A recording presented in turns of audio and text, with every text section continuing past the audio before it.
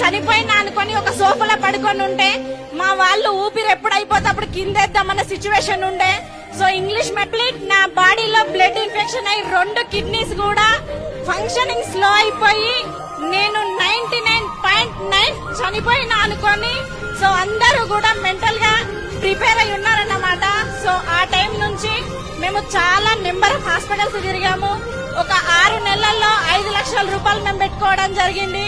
So ప్రతి corporate హాస్పిటల్లో కూడా మమ్మల్ని 2 నెలల్లో డయాలసిస్ రమ్మని చెప్పారు. సో మా సార్కున్న న్యూట్రిషన్ ఫుడ్ సప్లిమెంట్స్ నాలెడ్జ్ ద్వారా మేము వెస్టీజ్ ఫుడ్ సప్లిమెంట్స్ ద్వారా నాలెడ్జ్ తీసుకొని మా దగ్గర ఉన్న అవగాహనతోని నేను జనవరి 2024 23వ తారీఖు రోజు నా బర్త్డే మా అప్లయన్స్ రూపంలో వెస్టీజ్ ప్లాట్ఫామ్ మా దగ్గరికి రావడం జరిగింది. నా బర్త్డే రోజు వెస్టీజ్ ఫుడ్ సప్లిమెంట్స్ తోని నేను పునర్జన్మం పొందాను.